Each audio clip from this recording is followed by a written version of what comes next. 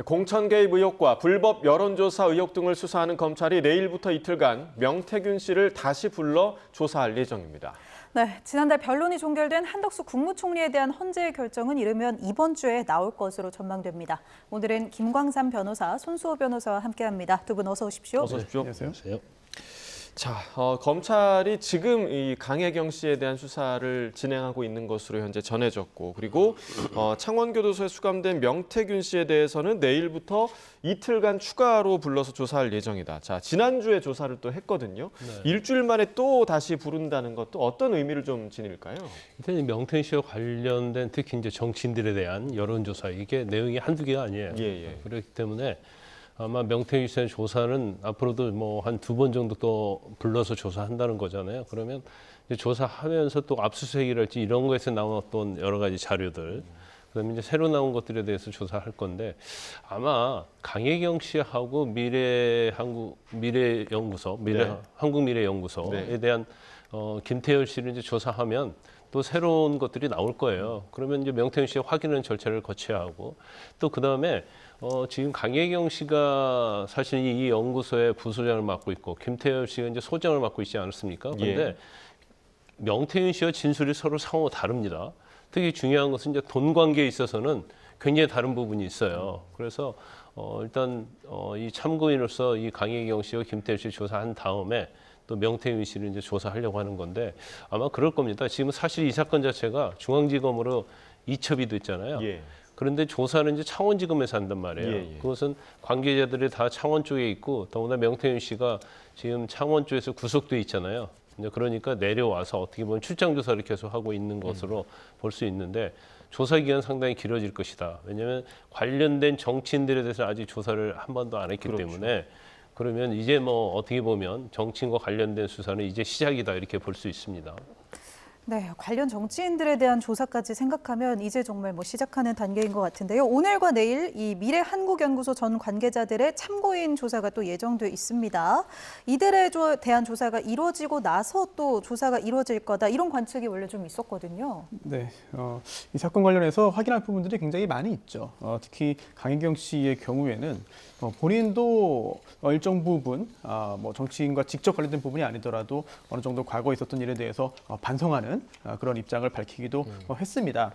따라서 강혜경 씨에 대한 그런 수사와 필요할 경우에 형사적인 처벌뿐만 아니라 강혜경 씨가 누구보다 이 사건에 대해서 많은 것을 직접 듣고 보고 겪었을 거거든요. 그리고 그렇기 때문에 본인이 공익 제보를 했다라고 주장을 하고 있는 것이고요. 따라서 강혜경 씨를 통해서 명태균 씨의 주장 중에 과연 어디까지가 사실이냐, 어디까지 믿을 수 있느냐, 과연 증거가 존재하는 부분은 어디까지냐, 이 부분에 대한 조사 작업이 집중적으로 진행되지 않을까 이렇게 짐작됩니다. 네, 자 강혜경 씨 그리고 이제 조금 전에 김광삼 변호사께서 언급해주신 김태열 미래한국연구소장 두 사람 다 사실 이 미래한국연구소에서 주요 역할을 담당했던 인물들인데 검찰은 이 두 사람을 통해서 좀 어떤 정보를 좀 얻어낼 필요가 좀 있을까요?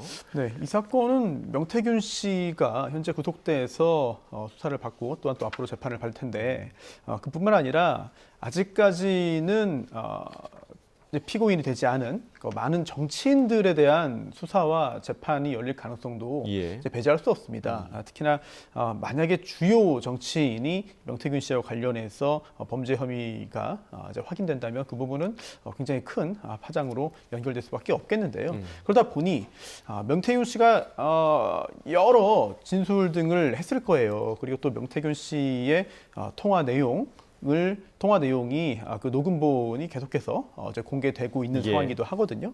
그런데 이제 정치적인 부분에서 어떤 파장과 별개로 법적인 부분에서 과연 얼마나 신뢰할 수 있는 주장이고 진술이고 증거냐 여부는 사실 좀 따져봐야 되는 거거든요. 그래서 명태균 씨의 주장만 가지고 판단할 수는 없기 때문에 수사기관 입장에서도 이런 제3자의 진술이 중요할 테고요. 이 강혜경 씨 등의 진술이 굉장히 또 중요한 이유는 거론되는 여러 정치인들은 지금 자신의 관련성을 부인하고 그렇죠. 또한 이제 관련되지 않은 것처럼 보이기 위해서 여러 가지 노력을 하고 있거든요. 또한 실제로 얼마나 관련되어 있느냐, 어떤 일이 있었느냐는 사실 저희가 확실하게 지금 단계에서 알 수는 없습니다. 예. 그래서 명태균 씨는 관련이 있다고 하고 또한 주요 정치인들은 관련이 없다고 주장하기 때문에 강혜경 씨 등을 비롯한 이런 당시에 함께 일을 했던 사람들의 진술이 굉장히 중요하지 않을까 싶습니다. 네, 오늘은 강혜경 씨, 내일은 김태열 전 미래한국연구소장을 창원지검으로 소환해서 조사할 방침으로 알려졌습니다. 이 두 사람 모두 이 미래한국연구소에서 근무한 경험이 있는 사람들인데, 그렇다면 검찰이요, 각각 진술을 비교하게 되는 건지, 사실관계를 조사하는 건지 어떤 점을 좀 집중적으로 들여다볼까요? 일단 지금 정치인과 관련된 부분은 제일 중요한 부분이 어떻게 해서 여론조사를 수행하게 되었는지 이제 그 부분이 굉장히 중요한 거고요. 그다음에 이 여론조사가 이제 조작이 되었는지 이거 중요하고, 그다음에 여론조사 결과를 갖다가 어떤 방식으로 쓰였는지 이것도 굉장히 중요한 것 중에 하나고요. 이제 무엇보다 중요한 것이 여론조사에 의뢰했다고 한다면 거기다 이제 비용이 있을 거 아니에요. 네. 이게 과연 정치인들과 직접적 관련이 있는 건지, 아니면 지금 이 비용을 보내준 사람들이 정치인들은 이제 직접적 관련이 있지만 당사자들은 모르는 일이라고 얘기를 하고 있거든요. 그래서 이제 그러한 부분을 이제 확인할 거라고 보여요. 그래서 이거 자체가 사실 이제 여론조사는 했는데 이게 공개된 여론조사는 거의 없거든요. 네. 그러면 왜 공개되지 않는 여론조사를 어디에 사용했을까? 그러면 우리가 일반적으로 이제 경선에 있어서는 어느 후보가 우열한지에 따라서 이제 경선을 컷오프를 한다랄지, 아니면 공천일주에 결정을 하는데 이제 그런 때 쓰여졌다고 한다면 이건 굉장히 문제가 좀 심각한 거죠. 그래서 이제 제일 중요한 부분은 여론조사를 처음에 어떻게 시작이 됐고 누구를 만났고 또 거기에 대한 대가가 무엇이 주어졌고 그리고 대가에 대한 관계에 있어서 이 여론조사를 어떻게 사용했는지, 이게 사실은 이제 명태균, 강혜경, 김태열 조사에서 가장 핵심적인 부분이다 이렇게 말할 수 있어요. 예. 네. 자, 지금 결국은 정치권 전반으로 지금 그러니까 명태균 씨가 거론한 인사들에 대한 수사가 가능할 것인가? 이 부분은 결국 명태균 씨의 말이 진실일까 아닐까에 대해서 검찰이 판단을 하고 수사를 확대를 하게 되는 겁니까? 어떻게 되는 겁니까? 일단 이제 명태균 씨는 지금 계속적으로 이제 정치인들과 관계를 계속적으로 얘기하고 폭로하고 예. 있잖아요. 그러면서 만난 장소까지 다 직접적으로 특정을 하고 있어요. 예. 또 거기다가 그 관련돼서 지금 나오는 정치인들 이외에도 여권에 한 30명과 관계 있다 이런 식으로 폭로를 네네. 하고 있단 예, 말이에요. 그런데 이게 이제 관계가 있다고 해서 다 법적으로 문제가 되는 건 아닙니다. 그래서 검찰에서 일단 명태균 씨를 조사를 해서 그 진술의 어떤 신빙성을 좀 따질 거고요. 또 경우에 따라서는 그게 신빙성이 있다 하더라도 이게 법적으로 문제가 있고 처벌할 가치가 있는 그런 범죄 행위인지 여부를 아마 이게 판단을 하고 분류를 할 거예요. 그러다 보니까 이제 조사의 기간이 좀 길어진다 이렇게 볼 수가 있고, 더구나 이제 돈과 관계가 있는 거잖아요. 여론조사 비용과 관련된 부분. 예. 이런 것들이 있는데 이상하게도 지금 명태균 씨는 돈과 관계된 얘기를 하고 있지 않아요. 더군다나 김태열 씨를 통해서 홍준표 시장과 관련된 5천만 원 그런 것도 빌렸다 안 빌렸다 보는데 자기는 관계가 없다고 네네. 얘기를 하고 발뺌을 하고 있거든요. 그러니까 본인이 사실은 정치인들의 불리한 내용은 얘기하면서 자기에게 불리한 내용은 잘 얘기하지 않는 예. 그런 경우가 있기 때문에 과연 우리가 볼 때는 이제 정치 뾰로카라고 볼 수 있잖아요, 명태균 씨가. 네. 이 사람의 진술이 어느 정도 신빙성이 있는 것인지, 거기에 대해서는 결과적으로 명태균 진술만 하나 있는 게 아니고 강혜경을지 김태열을지 아니면 또 관계된 사람들의 진술이 있을 거 아닙니까? 그걸 이제 전체적으로 검찰에서 아마 판단을 한 다음에 유법 여부를 조사를 할 걸로 보입니다. 네, 이렇게 수사의 방향이요. 초반에는 윤 대통령 부부의 공천 개입 의혹에서 시작을 했다가 말씀하신 것처럼 이 정치인들의 여론조사 또 여론조사비 대납 의혹 이런 것들로 방향이 흘러가고 있는 것 같은데, 방향이 바뀌면서 또 명태균 씨도 상당히 더 적극적으로 변하고 있는 것 같습니다. 이번에는 보조기구를 차고서라도 국회에 나가서 증언하겠다 이렇게 밝혔어요. 의지가 좀 상당해 보이는데요. 어떻게 보세요? 실제로 그런 상황이 벌어질지는 잘 모르겠어요. 왜냐하면 현재 명태균 씨가 굉장히 본인의 억울함을 이야기하고 그리고 또 자신이 굉장히 중요한 정보를 가지고 있으며 입을 열면 많은 주요 정치인들에게 해가 될 것이다. 정치인들이 거짓말을 하고 있다라는 취지의 주장을 거듭하고 있는데 사실 국회에 나간다 하더라도 이렇게 증인 신분일 거거든요. 그렇다면 증언 내용에 대한 책임이 뒤따를 수 있습니다. 과연 그런 부분을 부담을 좀 감수할 것이냐 이 부분은 사실 뭐 그렇지 않을 가능성도 상당히 있어 보이지 않나 이렇게 생각이 되고요. 또 지금 문제가 되고 있는 것이 공직선거법 위반 여부, 또 정치자금법 관련된 부분도 문제 소지가 있고요. 또한 경우에 따라서는 뇌물 관련된 범죄 성립 가능성도 배제할 수는 없습니다. 그래서 수사 대상도 많고 또한 사안의 중대성도 인정되고 또 명태균 씨의 어떤 이야기나 주장 자체가 정치적으로도 사회적으로도 굉장히 파급력이 있거든요. 예. 또 많은 사람들의 어떤 관심을 끄는 그런 기능도 하고 있어요. 그래서 상당히 빠르게 진행이 돼야 되는데 수사가 지금 국회에서 만약에 국회에 정말 나와서 그동안 수사 과정에서 했던 진술 중에 언론을 통해 알려지지 않은 상당히 좀 충격적인 내용들을 직접 당당하게 이야기를 한다면 사실 명태균 씨의 그동안의 주장의 어떤 신뢰성이 좀 더 더해질 수 있거든요. 예. 하지만 그렇게 주장을 한다 하더라도 즉각 그 언급된 정치인 등이 또 객관적인 반박 자료를 제출할 수도 있습니다. 그래서 명태균 씨의 국회에 나와서 이야기를 한다고 해서 무조건 명태균 씨의 얘기가 다 진실이라고 확정되는 것은 아니고요. 예. 그 내용이 무엇이냐 여부를 봐야겠습니다만 사실 내가 이렇게 많이 알고 있고 또한 내가 입을 열면 여러 사람이 다친다. 이렇게 엄포를 놓고 뭔가 상대방을 움츠러들게 만드는 게 개인에게는 가장 강력한 상황이 아닌가 싶은데 직접 입을 열고 얘기를 다 해버리면은 그 다음에는 가지고 있는 무게가 사질 수 있거든요. 그렇죠, 네. 그런 부분들까지도 명태균 씨가 다 고려를 해서 여러 가지 좀 고민 끝에 뭐 이런 전략적인 어떤 언급들을 하는 게 아닌가 싶습니다. 네, 그러한 주장들의 분명한 증거가 좀 뒷받침돼야 하는 그런 상황이 아닐까 좀 생각이 들고 명태균 씨 본인이 피의자 신분임에도 불구하고 이 사안에 대해서 특검을 통한 수사를 지금 촉구하고 있단 말이죠. 그러니까 굉장히 좀 이례적인 상황이 아닐까 좀 생각이 드는데 그런데 이 국회를 통과한 명태균 특검법은 국무회의에 지금 상정조차 되지 않았습니다. 이건 좀 어떤 의미를 갖고 있다고 보시나요? 명태균 특검법이 만약 하교되면 그 뭐 진실은 뭔지 밝혀야겠지만 예. 이게 굉장히 정치의 일파만파 영향이 많이 있을 거예요. 특히 지금 명태균이 지금 타켓을 삼고 있는 쪽이 여당 쪽이고 예. 또 여당에 또 이번 조기 대선이 실시가 되면 더군다나 한 2명 내지 또 이준석 의원까지 합치면 뭐 한 3명 이상 되고 경우에 따라서는 뭐 보궐선거랄지 총선이랄지 이런 어떤 선거에 있어서 내부의 어떤 그런 것들이 다 외부로 드러날 가능성이 있거든요. 그게 사실은 유법사항이 되든 아니든 간에 그러면 이거 자체는 만약 특검으로 가게 되면 상당히 이건 여권에 굉장히 치명적인 거예요. 그러면 여권의 입장에서 이건 이제 받아들이기 어렵다는 것이고 예.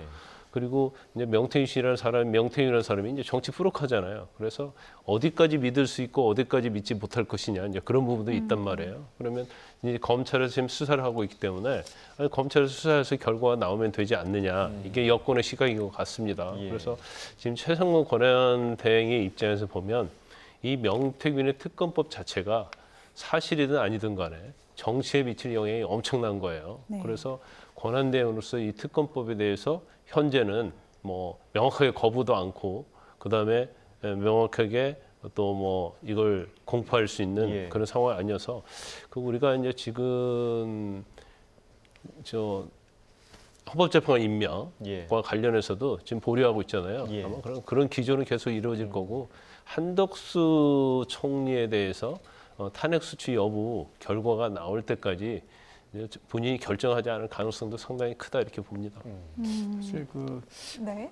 최상무 권한대행이 어떤 결정을 할지는 뭐 지금 단계에서 정확하게 알 수는 없겠습니다만 아직까지 이렇게 국무회에 상정하지 않은 걸 볼 때 적극성이 있는 것 같지는 않아요. 그리고 또 그동안의 모습들을 볼 때는 아마도 이제 제2요구, 즉 거부권을 행사하지 않겠느냐 이런 예. 짐작을 할 수 있겠는데 그런데 이게 대통령 그러니까 이제 권한대행도 포함해서요 국회에서 이송되어 오는 법률안에 대해서 이의가 있을 때는 15일 이내에 제의 요구를 해야 됩니다. 15일 이내에 거부권 행사해야 되거든요. 그런데 그 날짜를 또 계산을 해보자면 굉장히 또 여러 가지 변수가 있습니다. 즉 한덕수 국무총리에 대한 헌법재판소의 판단이 그 사이에 제 수일 내에 뭐 이루어질 가능성도 있는 것이고, 또 대통령에 대한 어떤 헌법재판소의 탄핵 심판 선고가 또 이루어질 수도 있는 것이고, 굉장히 여러 가지 물론 헌법재판 사법적인 영역입니다만 그 판단이 언제 어떻게 이루어지냐에 따라 가지고 여러 가지가 다 맞물려 돌아가거든요. 이런 것까지도 최상목 권한대행이 다 좀 머릿속에 넣고 궁리를 하는 것이 아닌가 이렇게 생각됩니다. 예. 네. 그래서 이렇게 타고 또 종국적으로는 이제 검찰이 결국 윤 대통령 부부에 대한 뭐 수사까지 진행할지 아마 이게 좀 관심이 다들 있는 것 같은데요. 최근 이진동 대검 차장검사가 이 의혹 관련해서 윤 대통령 부부 소환 조사 가능성에 대해서 처음부터 다시 결정할 예정이다 이렇게 밝혔습니다. 이 발언에는 어떤 판단이 좀 깔려 있는 걸까요? 제가 볼 때는 아마 검찰 내에서도 윤 대통령이랄지 김건희에 대한 조사는 이제 불가피할 겁니다. 왜냐하면 이에 관련돼서 일단 윤 대통령의 녹취록도 언론에 공개가 됐잖아요. 더군다나 김건희 여사와 관련된 뭐 문자 메시지, 텔레그램 메시지 이런 것들이 다 공개가 됐기 때문에 명태 관련된 사건을 윤 대통령 부부를 조사하지 않고는 종결하기는 어려울 네네. 거예요. 네. 근데 지금 상황에서는 대통령에 대한 조사는 불가능한 거죠? 지금 상황에서는요? 지금 자체 이제 물론 뭐 지금 내란 외환죄는 예, 예. 기소되지 못한다는 헌법 조항이 있기 때문에 예. 조사하기는 어렵겠죠. 예, 그래서 아마 이제 검찰에서도 김건희 여사를 먼저 조사할 수도 있고요. 그 경우에 따라서 이제 탄핵의 심판에 대한 결과가 이제 조만간 나오잖아요. 그 조만간 나오고 만약에 뭐 기각이 된다고 한다면 이제 조사할 수 없죠. 네. 대통령에 대해서 한해서는. 예, 예. 그렇지만 이제 인용이 된다고 한다면 이제 그때는 이제 검찰이 조사를 좀 빠르게 할 가능성이 크다 이렇게 봅니다. 탄핵 가능성까지 좀 지켜보겠다 이런 뜻도 있을까요? 그렇죠. 네. 예, 대통령 부부에 대한 조사로까지 이어질지 좀 지켜봐야 할 대목인 것 같고요. 자, 윤 대통령 탄핵 심판 이야기로 좀 넘어가 보도록 하겠습니다. 이제 정말 선고만을 앞둔 상황인데 헌재 재판관들이 이제 매일 평일을 열고 있다 이런 소식들이 계속해서 전해지고 있습니다. 콘클라베식 평일을 하고 있다. 뭐 이런 얘기도 들리는데 이 콘클라베라는 게 교황 선출 방식을 얘기하는 거잖아요. 그렇습니다. 예. 결론에 대해서 최대한 좀 논란을 없애고 그리고 모두가 동의하는 결론을 도출하기 위한 그런 목적이죠. 그래서 꼭 헌법재판소가 아니더라도 이런 교황 선출 방식을 채용하는 그런 의사결정의 경우는 상당히 많이 있습니다. 예, 예. 그런데 모든 경우에 최선의 방식이다 뭐 이렇게 볼 수는 없는 것이고 그때 상황에 따라서 또 여건에 따라 가지고 적합한 의사결정 방식을 취하면 되는 것인데, 그런데 이게 원칙은 아닙니다. 즉 헌법재판소에서 이제 원칙으로 규정하고 있는 건 아니거든요. 그래서 그렇다면 원칙을 먼저 봐야 됩니다. 이 평의를 거쳐서 평결을 하고 그 다음에 선고를 하게 되는 것인데요. 평의는 이제 심판의 결론을 내리기 위해서 헌법재판관들이 뭐 쟁점에 대한 의견을 나누고요, 또 예. 표결까지 하는 그 과정을 전체를 말합니다. 근데 실무상 이제 주심 재판관이 평의 요청서 작성해가지고 각각의 헌법재판관에게 배포를 하고 그렇게 해서 상당한 시일을 두고 열리게 되는 것인데요. 그런데 평의의 어떤 절차를 보면은 먼저 주심 재판관이 검토 의견 요약해서 발표를 해요. 예. 그리고 의견을 교환한 다음에 최종적으로 이제 판결, 즉 표결을 하게 되는 것인데요. 이 판결할 때도 먼저 주심 재판관이 의견을 냅니다. 그 다음에 헌법재판소의 그 관례에 따르면 임명일자의 역순, 그러니까 헌법재판관으로 일한 지 그 경력이 짧은 짧은 네. 재판관부터 의견을 표시합니다. 짧은 순서대로요. 그렇습니다. 예. 네. 그렇게 임명된 뭐 연령으로 하는 것이 아니라 임명된 그 기간을 통해 가지고 의견을 표시한 다음에 마지막으로 이제 재판장, 근데 지금 이제 권한대행이죠. 네. 문정배 권한대행이 의견을 내는 것으로 진행되는 게 이제 관례인데 예, 예. 이렇게 판결이 이루어지면 사실은 그 다음에 그 판결 결과에 따라 가지고 주심 재판관이 다수 의견 기초로 이 결정서 초안, 결정문 초안을 작성하는 게 일반적입니다만 예. 사실 지금처럼 굉장히 정말 이보다 더 중대한 사안이 없잖아요. 이런 경우에는 여러 가지 가능성을 다 염두에 두고 미리 초안을 작성해서 보고가 올라오고 이걸 가지고 토대로 논의를 하는 그런 절차도 과거에 있었죠. 그런데 이렇게 보면은 사실 이런 교황 선출 방식은 아닙니다. 즉 표결을 한다고 되어 있거든요. 네. 그런데 계속해서 지금 이런 교황 선출 방식, 콘클라베식 평의가 이루어진다 이렇게 얘기가 나오는 이유는 결국 이 대통령에 대한 탄핵 심판에 대해서 헌법재판소의 결론이 어떻게 나오냐. 결론도 중요하지만 헌법재판관사에게 이견이 있느냐 공식적으로 그 부분에 따라서 헌법재판소의 결론이 갖는 힘이 달라질 수 있다. 그리고 여론이 상당히 팽팽하게 맞서고 있고 예. 그리고 또 분열된 상태에서 과연 그것이 옳겠느냐라는 그런 취지에서 모두가 동의하는 결론을 낼 것이다라는 어떤 짐작인 것 같은데요. 네. 그렇게 물론 의미가 있습니다. 일리가 있습니다. 그런데 꼭 그렇게 해야만 하는 건 아니에요. 즉 각각의 헌법재판관이 법률적인 판단을 내리는 것인데 다른 헌법재판관을 설득하거나 동의를 구하거나 아니면 자신의 의견을 접고 다수의 의견을 따라간다거나 저는 개인적으로는 그렇게 될 가능성은 그렇게 높지 않나 보이고요. 다만 그렇게 다른 사람에 대한 설득이라든지 이런 것들을 하지 않더라도 일치된 의견이 나올 가능성이 대단히 높지 않나 개인적으로 그렇게 생각합니다. 예. 네. 몇 차례 평의 끝에 선고가 나올지 또 전원 일치 의견이 나올지 궁금합니다. 앞서 노무현 전 대통령의 경우에는 이제 11차례였고 박근혜 전 대통령은 8차례 평의가 있고 이후에 선고가 진행됐는데 선고가 나온 요일이 모두 금요일이었거든요. 이번에도 좀 전례를 따라서 금요일에 선고가 나오지 않을까 이런 가능성 좀 이야기하고 있는데 어떻게 보세요? 일단 그 말씀 드리기 전에 네네. 콘클라베식 그것은 사실은 헌법재판관 평의에는 맞지 않는 얘기예요. 네. 왜냐하면 헌법재판소 재판관은 하나하나 기관이기 때문에 예. 자기들의 평의를 통해서 자기네 의견을 말하고 쟁점은 정리를 하는 거죠. 쟁점 정리한 다음에 여기에서 인용이냐 기각이냐 의견을 말하면 그걸 누가 설득을 하고 인용과 기각에서 토론하고 그런 게 평의가 아니단 말이에요. 쟁점을 정리하고 또 의견을 조율하고 그 다음에 이제 평의 표결을 하고 그러면 사실은 어느 한쪽이 나는 인용이고 나는 기각이라고 하면 이걸 갖다가 사실은 그대로 가는 것이지 이걸 기각을 인용을 하고 인용을 기각을 하고 의견을 거기에서 서로 나누고 그런 건 아니에요. 그러니까 무조건 만장일치를 만들려는 노력이 그런 과정이 아니 없다. 그런 노력을 하면 잘못된 거죠. 예. 헌법재판과 하나하나 기관이기 때문에 그래서 네. 언론 일부에서는 만장일치 때까지 계속 평의를 끝까지 한다랄지 아니면 콘클레베식이랄지 그건 맞지 않죠. 왜냐하면 이거 자체에서는 사실은 이제까지 증거조사 결과랄지 여러 가지를 보고 자신은 탄핵이 돼야 한다고 생각하시는 분이 있고 그렇지 않는다는 분이 있단 말이에요. 그럼 거기에 따라서 평결을 하는 거예요. 그리고 평결을 해서 인용이냐 기각이 결정되면 이제 초안을 작성하고 그 초안 작성하는데 만약에 다수다도 반대 의견이 있다고 한다면 이제 반대 의견을 초안에 어떻게 이걸 담을 것인지 이제 이런 것들을 또 같이 평의를 계속 선고 전까지 이거 완전히 결정서가 나올 때까지 계속적으로 하는 것이지 예. 의견을 가지고 조율해서 하는 것은 아니다 이 말씀을 드리고 네. 아마 다음 주 금요일 이전에는 제가 볼 때는 선고는 나올 가능성이 좀 커졌다 이렇게 봅니다. 그래서 이제까지 박근혜 전 대통령도 그렇고 노무현 전 대통령 그렇고 이제 금요일 날 선고를 했잖아요. 일반적으로는 헌법재판소가 목요일 날 선고를 많이 했었어요. 근데 이건 탄핵 심판이고 또 이제까지 없었던 아주 빈번한 일이 아니잖아요. 그래서 아마 시간적 타이밍을 좀 잡을 것인데 아마 지금 헌재가 지금 굉장히 채찍에 걸려 있잖아요. 네. 왜냐하면 줄탄핵이 되면서 예. 여러 가지 지금 심리할 탄핵들이 많단 말이에요. 그런데 지금 헌법재판소가 17일까지는 지금 공실정을 잡아놓지 않았습니다.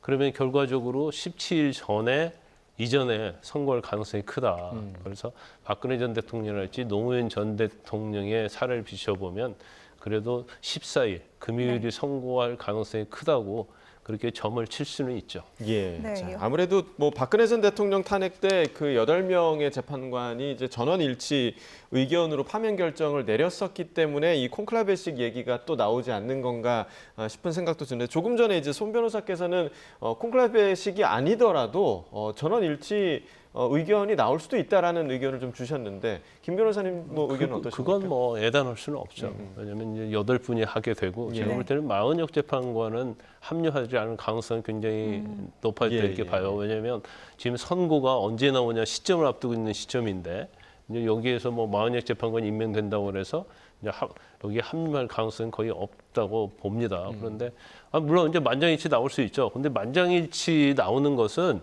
평의를 해서 평결을 했는데 다 인용이든 기각이든 8명이 기각이나 인용이나 찬성했기 때문에 이게 만장일치가 나오는 것이지 예. 어떤 만장일치를 위해서 콘클라베식으로 계속 뭐 의견 조율하고 설득하고 그런 과정은 없어요. 예. 네. 뭐 제가 볼 때는 그렇기 때문에 뭐 어느 한쪽으로 만장일치 나올 가능성도 배제할 수는 없겠죠. 네, 분명하게 말씀해 주신 것처럼 헌법재판관 8명이 모두 개개인이 이제 독립적인 사법기관이라는 거. 네. 근데 그럼에도 이런 이야기가 나오는 게 아마 그만큼 사회에 미칠 파장을 또 걱정하는 목소리가 많은 것 같은데요. 그래서 경찰도 뭐 최악의 상황까지 좀 고려하는 것 같습니다. 가포 비상을 검토 중이라는 게 알려졌는데요. 가포 비상, 그러니까 을호 비상보다 높은 가장 최고 단계인 거잖아요. 그렇습니다. 이제 경찰이 상황에 따라서 여러 가지 조치를 취하죠. 그리고 굉장히 큰 혼란이 예견되는, 우려되는 경우에는 그 단계에 맞는 조치를 취하는데 이제 가포 비상은 가장 강합니다. 특히 그 구체적인 내용을 보면은 이제 연가가 중지되고요. 또한 가용할 수 있는 경력에 경찰력의 100%까지 동원할 수 있게 됩니다. 그렇다면은 경찰도 지금 이 대통령에 대한 탄핵 심판 결과가 어떻게 나오는지에 따라서 또는 어떻게 나오든지 간에 굉장히 큰 혼란이 생길 수 있다는 점을 인식을 하고 또한 거기에 대해서 미리 대비를 하겠다. 이런 입장을 밝힌 것으로 보이고요. 이게 근거가 있습니다. 즉 지금 현재 대통령에 대한 탄핵을 찬성하는 측과 반대하는 측이 굉장히 적극적으로 이제 본인들의 의사를 표현하고 있고 또한 헌법재판소 인근에서도 계속해서 좀 적극적인 어떤 여러 가지 행동들을 하고 있습니다. 근데 여기에 더해서 과거 전례가 있거든요. 굉장히 좀 안타까운 일이고 불행한 일입니다만 박근혜 전 대통령에 대한 파면 결정이 네. 나오고 그때 또 사망자도 나왔었죠. 그렇습니다. 예, 목숨을 잃은 경우도 있었고 또한 경찰도 많이 다쳤거든요. 군중이 굉장히 흥분한 경우에 본인이 원치 않는 어떤 정치적인 결과를 예상하는 경우에는 굉장히 흥분할 수 있고 또한 그러나 흥분이 물리적인 충돌이나 다른 사람에 대한 공격 행위로 이어질 수도 있고요. 또는 그렇지 않더라도 누군가를 공격한 게 아니라 하더라도 큰 인명 피해로 이어질 수가 있습니다. 예. 왜냐하면 지난번 예전 박근혜 전 대통령 파면 결정 그 당시에도 대형 스피커에 맞아서 공중에 떨어진 대형 스피커에 맞아서 사망한 피해자가 있었거든요. 네네. 그런데 이것도 직접적인 공격 행위는 아니었어요. 그리고 또 가해자도 피해자도 모두 박근혜 전 대통령에 대한 파면에 반대하는 측이었거든요. 그런데 흥분한 나머지 여러 가지 돌발적인 행동을 하다 보면 사고가 발생할 수 있습니다. 이런 것들을 막기 위해서라도 네. 경찰이 대한 적극적인 조치를 준비하는 것으로 보입니다. 예, 네. 탄핵 심판 선고 후에 우려하는 일이 결코 좀 발생하지 않아야겠고 윤 대통령 탄핵과 더불어서 지금 앞서 저희가 이제 최상목 대행 그 결단과 관련한 이야기를 나눴습니다만 한덕수 국무총리에 대한 탄핵 심판 선고도 지금 예정이 돼 있단 말이죠. 이르면 내일 선고가 내려질 수 있다. 뭐 이렇게 말도 나오고 있는데 근데 그 선고 전에는 미리 선고기일을 알려주지 않습니까? 그렇죠. 근데 내일 선고라면 이미 이제 선고를 공지를 했을 거예요. 예. 통보를 했을 거고 그래서 내일 선고는 뭐 나올 가능성이 거의 없다 이렇게 보면 될 것 같고 아마 2, 3일 전에 선고를 할 건데 아마 헌법재판소에서 굉장히 고민을 많이 하고 있을 거예요. 그래서 일단은 한덕수 총리에 대한 탄핵소추 자체는 이제 대통령이 25일 날 종결됐잖아요. 그런데 지금 한 총리에 대한 것은 19일 날 종결이 됐고 예. 그때도 시간도 많이 걸리지도 않았어요. 단 1회로 다 끝나지 않았습니까? 그 정도로 한덕수 총리에 대한 탄핵소추 사유는 뭐 그렇게 복잡하지 않다 이렇게 볼 수가 있어요. 그런데 아마 이 부분을 대통령에 대한 선고 직전에 할 것인지 아니면 그 이후에 할 것인지 예. 아니면 같은 날 할 것인지 그걸 아마 헌재에서 상당히 고민하고 있을 겁니다. 그래서 가장 우선적으로는 대통령에 관한 것은 맞는데 만약에 대통령에 관한 선고를 먼저 하고 한덕수 총리를 후회하면 이것도 사실은 좀 맞지 않는 부분이 있어요. 네. 왜냐하면 뭐 시간적인 순서도 그렇고 그다음에 내용상도 그렇고 그래서 뭐 일부에서는 지금 대통령하고 한덕수 총리의 어떤 선고기일을 같은 날 할 가능성도 크다. 이제 그런 같은 얘기도 날에요? 그런 얘기도 나오고 있는데 이제 그것도 약간은 좀 문제는 있을 수 있죠. 왜냐하면 사실 사안이 전혀 다른 사안이고 또 권한대행이라는 것은 되도록이면 만약에 결론을 빨리 내줘야지. 그다음에 바로 복귀해서 지금 뭐 다 우리가 YTN에서도 방송했습니다만 이제 트럼프와 관련된 거랄지 예. 아니면 현재 이제 대한민국의 어떤 경제 자체가 굉장히 좀 침체도 있잖아요. 그래서 그 환율이랄지 이런 어려운 문제가 많이 있기 때문에 적어도 한덕수 총리에 대한 부분은 그렇게 복잡하지 않기 때문에 빨리 결론을 내려주는 것이 이런 불확정성을 빨리 마무리해야 하거든요. 그래서 원론적으로 따지면 제가 볼 때는 한덕수 총리에 대한 탄핵 심판 결과는 대통령보다 좀 빨리 내줘야 한다. 그래서 적어도 한 이번 주 금요일, 목금 정도에서 결론 내주고 그 다음 주에는 이제 대통령에 대한 탄핵 심판 결정을 하는 게 저는 맞다 이렇게 봅니다. 저도 네. 김 변호사님과 같은 네. 생각이고요. 그리고 결론이 어떻게 나오는지에 따라 가지고 굉장히 중요한 작용을 할 수 있습니다. 왜냐하면 한덕수 국무총리에 대한 탄핵소추 사유를 좀 보면은요, 국무총리로 있을 때의 사유도 있어요. 즉 김건희 여사 특별법 또 최상병 특검법에 대한 거부를 했다. 이거는 사실 국무총리로서 했던 것이죠. 그런 입장을 밝혔고 그리고 주로 그렇게 했으니까요. 그런데 그 외에 뭐 내란 행위에 대한 뭐 공모, 묵인, 방조 여부 그리고 또 인정 여부는 이제 별개로 하고요. 그리고 또 내란 상설 특검에 대한 임명 회피 그리고 또 한동훈 당시 대표와 국정을 공동으로 운영하려고 했던 시도 또 이게 소추 사유에 있고요. 또 하나 중요한 게 마은혁 헌법재판관을 비롯한 당시에는 헌법재판관 후보자 3인에 대한 임명 거부, 물론 임명 보류라는 표현도 할 수 있겠습니다만 당시 임명하지 않았던 부분 역시 헌법재판소의 판단을 받게 됩니다. 그런데 이게 당시에 한덕수 국무총리는 이미 그러한 행위를 하고 종결이 된 건데요. 이 마은혁 헌법재판관 후보자에 대해서는 지금 최상목 권한대행이 헌법재판소의 결정 이후에도 국회의 권한을 침해했다는 결정 이후에도 임명을 현재 미루는 듯한 모양새거든요. 그렇다면 여기에 대해서도 여러 가지 좀 영향을 줄 수 있을 것 같아요. 즉 한덕수 국무총리에 대해서 만약에 파면 결정을 하고 또한 그 이유 중에 하나가 헌법재판관 후보자에 대한 임명 거부 이게 중대한 헌법 법률 위반이라고 판단이 되었다면 지금 최상목 권한대행의 행위, 그동안의 행위 또한 지금 하고 있는 것들 역시 중대한 헌법 법률 위반으로 판단될 가능성이 상당히 높아지겠죠. 근데 반면 만약에 한덕수 국무총리에 대해서 기각 결정이 나온다면 즉 헌법재판관 후보자 임명 거부가 헌법 법률 위반이 아니다. 뭐 그렇게 보기는 힘듭니다. 왜냐하면 이미 권한쟁의 심판에서 판단이 나왔으니까요. 하지만 설령 헌법과 법률 위반이라 하더라도 파면에 이를 정도의 중대한 헌법법률 위반이 아니라는 취지에서 기각 결정이 나온다면 여기에 대해서는 최상목 권한대행이 지금 하고 있는 행위가 어느 정도는 또 일리가 있다는 판단으로도 이어질 수도 있거든요. 그래서 이 부분 역시 굉장히 좀 복잡해질 수 있고 다만 헌법재판소가 이미 권한쟁의 심판에서 한 차례 판단을 내린 적이 있고 또한 헌법재판소에서 헌법재판관 임명에 대한 여러 가지 판단을 내릴 때 굉장히 적극적인 현재 여러 가지 언급들이 보이거든요. 결정문을 보더라도. 그렇다면 그 부분이 과연 한덕수 총리 탄핵소추 관련해서 어떤 판단으로 이어질 것이냐. 사실 굉장히 좀 중요하기도 하고 또한 큰 관심을 좀 끄는 부분이 아닌가 싶습니다. 네, 뭐 빠르면은 내일 모레 이 한 총리 선고 결과로 또 많은 것들을 미리 좀 예상해 볼 수도 있을 것 같습니다. 대통령 경호처 이야기 잠시 해보면요, 이 김성훈 대통령 경호차장 구속영장이 계속 기각이 됐었어요. 그래서 경찰이 서울 고등검찰청에 영장심의위원회를 신청을 해서 내일 열릴 예정이라고 하는데요. 일단 간단하게 영장심의위원회 뭐 어떤 기구인 건가요, 변호사님? 근데 영장심의위원회 이제 경찰이 영장을 신청하잖아요. 그런데 그 영장에 대해서 계속 기각을 한다랄지 그러면 이거에 대해서 정말 경찰이 신청한 영장을 검찰이 기각한 것이 적정했는지 여부 이걸 심사하는 기구입니다. 그래서 일단 뭐 전부 다 외부인으로 한 10명 정도 구성되어 있고요.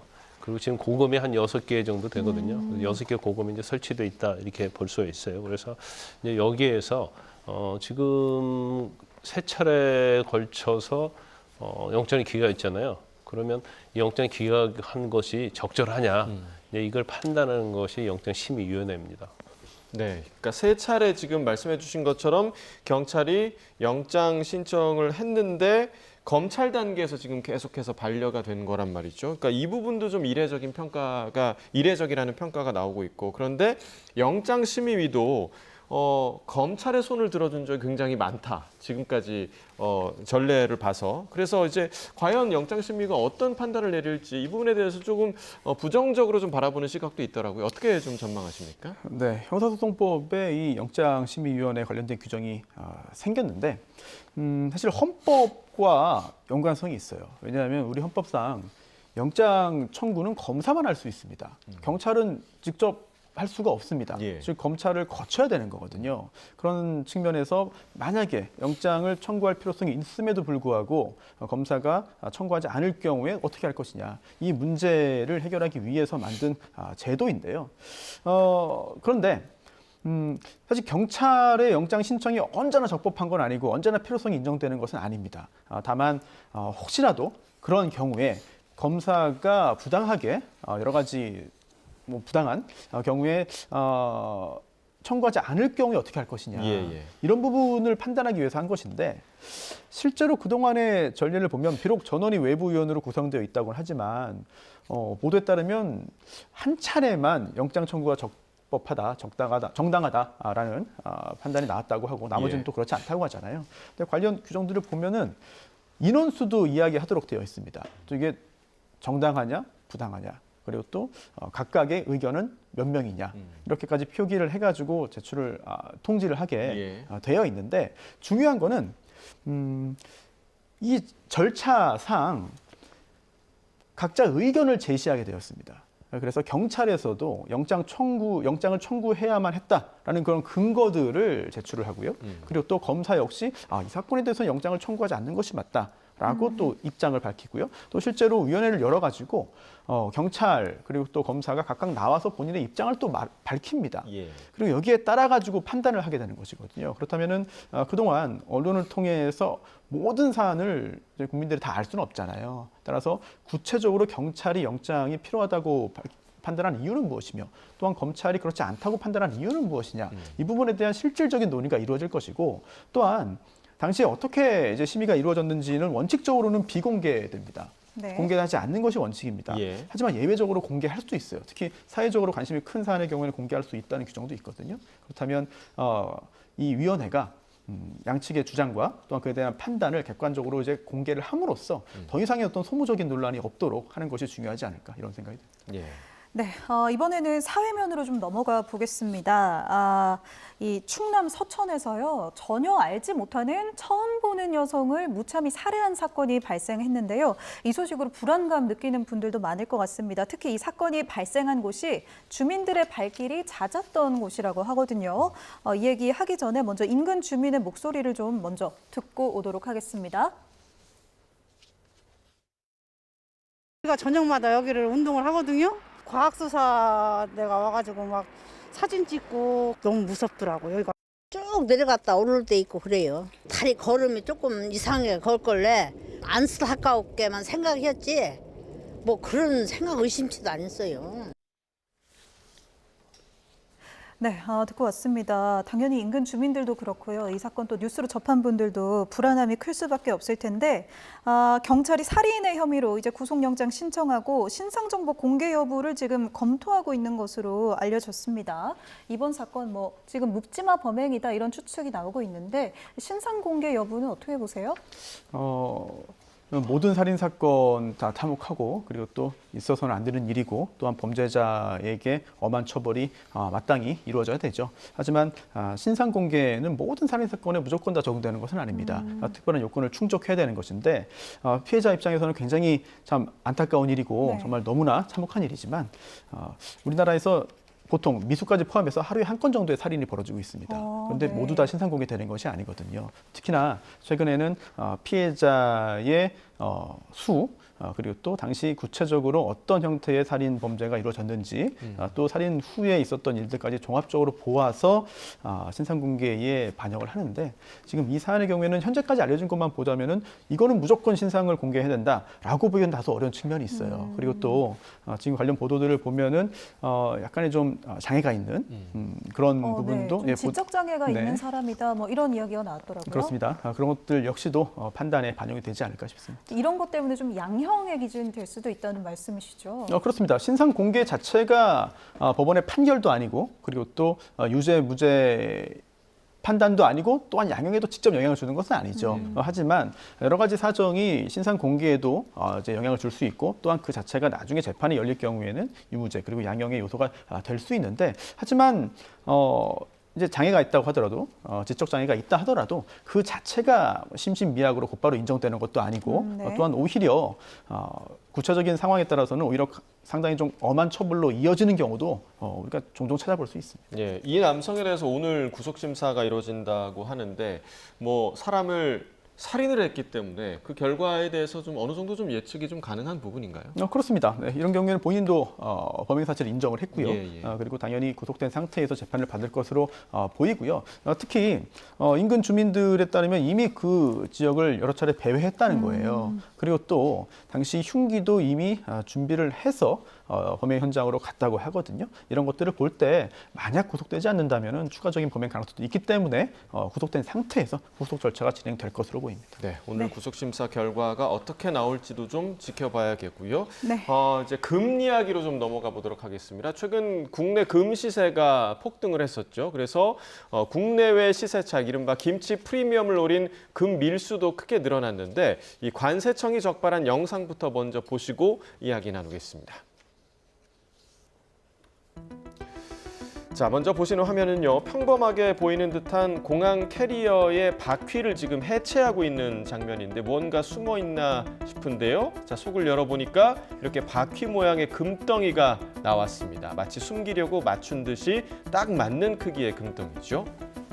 네, 다음 영상 보겠습니다. 이번에는 이 공항 속 금속 탐지기를 지나는 신발이 좀 수상합니다. 깔창 아래를 젖혀봤더니 깔창 아래에서 이렇게 번쩍번쩍 빛나는 금덩어리가 나왔습니다. 일반적으로 이렇게 밀수, 허리춤이나 바지 속, 또 옷 속 어딘가에 숨기고 오는 것이 대부분인데요. 그래서 크기는 이렇게 좀 작은 편이고요. 색깔도 모양도 여러 종류인데요. 은으로 도금한 부처상도 나왔고요. 보시는 것처럼 다양한 종류, 또 색깔, 이렇게 스노우볼에 숨겨서 금을 가져오기도 했습니다. 자, 지금 영상을 통해 보신 것처럼 여기까지 생각을 했나 싶을 정도로 정말 기상천외하게 바퀴는 정말 생각 못한 그런 곳이기도 한데 정말 이런 방법까지 써서 금을 밀수를 하고 있는 그런 상황인 것 같습니다. 그렇습니다. 최근에 국제 금 가격이 많이 올랐죠. 예. 그런데 국내 시세가 국제 시세보다 더 가파르게 올랐기 때문에 그 부분을 이용하기 위한 밀수가 더 늘고 있는 겁니다. 특히 두 가지로 크게 나눠볼 수 있는데요. 우리나라를 거쳐서 일본으로 가는 밀 반송이 있습니다. 홍콩이나 대만에서 우리나라를 거쳐서 일본으로 가는 경우가 그동안 많았는데, 그런데 국내 금 가격이 많이 오르다 보니까 아예 최종 목적지를 우리나라로 하는 경우도 최근에 늘고 있습니다. 네. 홍콩이나 대만에서 우리나라로 오는 건데요. 그런데 이게 밀수니까 당연히 범죄입니다. 범죄이고 이제 적발되면 당연히 처벌을 받는 것이죠. 그러다 보니 적발을 피하기 위한 여러 가지 노력들이 계속해서 개발되고 있는데요. 대량으로 이제 밀수하기 위해서는 그동안 큰 규모의 화물에 넣는 것들을 많이 보셨을 겁니다. 특히 자동차 부품 등 어떤 예. 베어링 안에 넣기도 하고 네. 이렇게 했는데, 조금 전에 화면 보신 것처럼 여행객들을 통해서 또는 여행객으로 가장을 해서 규모는 작지만 그래도 여러 명을 통해서 밀수를 하는 그런 시도들이 늘고 있고요.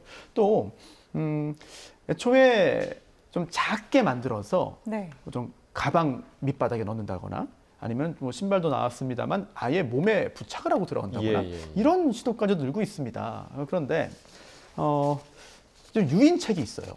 즉 옮기면 네. 범죄 수익을 나눠주겠다, 이런 큰 어떤 규모가 아니라 무료 항공권을 제공하겠다라든지, 네네. 아니면 어디에 가서 어떤 공연을 볼 수 있게 해주겠다든지, 이런 유인을 통해서 이제 물색을 하고 포섭을 하고 이용하는 경우도 늘고 있거든요. 예. 그런데 가끔 알면서도 동원되는 경우도 있지만 모르는 상태에서 속아서 이용되는 경우도 있습니다.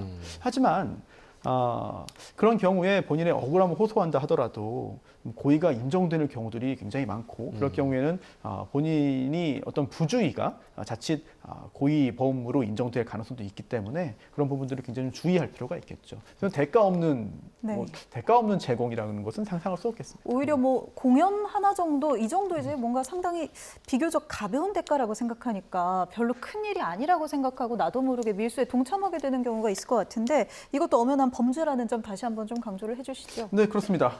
특히 관세청이 오늘 자료를 배포했어요. 좀 전에 보신 것 같은 저런 수법들이 많다. 그리고 금 밀수 관련해서 시도들이 늘고 있는데 철저하게 찾아내겠다.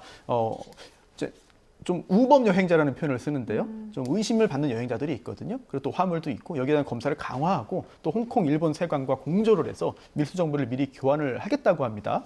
단순히 운반한 경우에도 밀수입자로 처벌받을 수 있기 때문에 각별한 주의가 필요합니다. 네, 네. 고의성이 없더라도 범죄에 해당할 수 있다라는 경각심을 꼭 가져야겠습니다. 자, 오늘 김광삼 변호사, 손수호 변호사 두 분과 이야기 나눠봤습니다. 말씀 고맙습니다. 고맙습니다.